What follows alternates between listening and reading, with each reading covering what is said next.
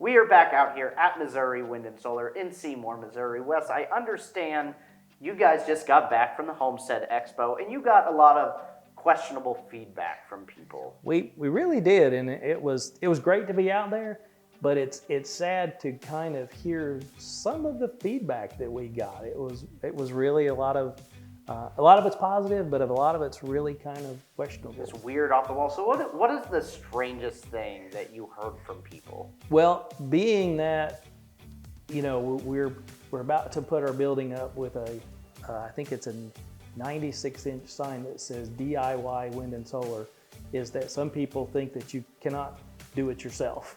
And that's one of is that they've actually had experiences in getting proposals from other businesses and asking, you know, could they do it themselves, and the companies out there just being adamant that you cannot do wind and solar yourself. You know, one of the big things that allows you to do it yourself, one of the great things about the place viewing area, pretty much everybody that's seeing this, is access to our workshop, where we can absolutely take you through and show you how to do this. Hands-on environment that is great to be able to spend 2 days and get an absolute knowledge on how you can do this. So that's one of the things that we're very excited about. And we've had, you know, at this time in our history, we've had hundreds of people come through the class.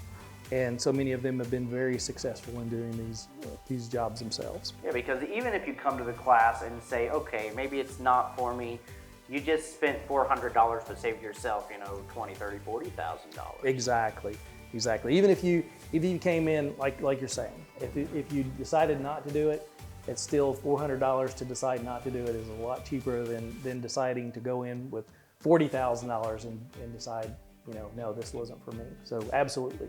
So another thing that we've seen that's challenging in some of these instances is where a company will tell you that they're going to give you enough solar to run your house.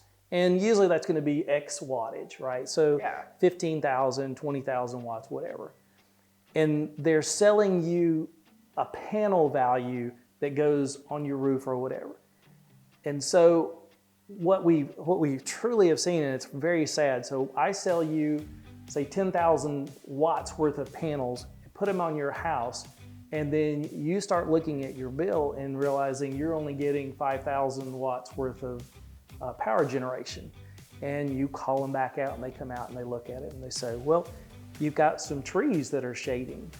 And you say, well, why did you put panels underneath? Well, we just sold you 10,000 watts. You know, that's just, you know, the tree is your problem. So if you want 10,000 watts, you got to cut your trees down.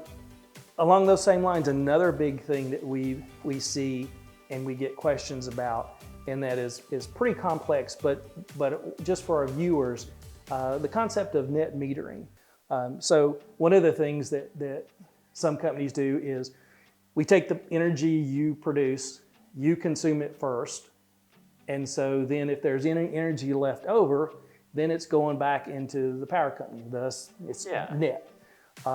So your best case scenario is that the power company just buys it back, right? Okay.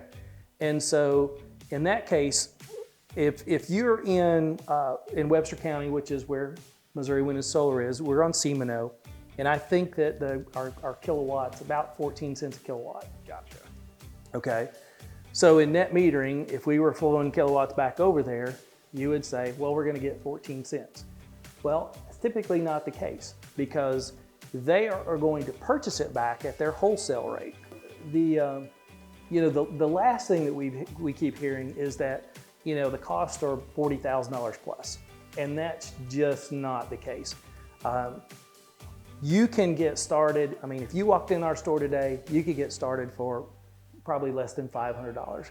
Now, that's not super efficient. That's not the most efficient system. That's cost per kilowatt's a little bit high and that sort of thing, but you could get started for $500. And it would take you, on almost anything that you bought, somewhere around 8 years for that to pay off.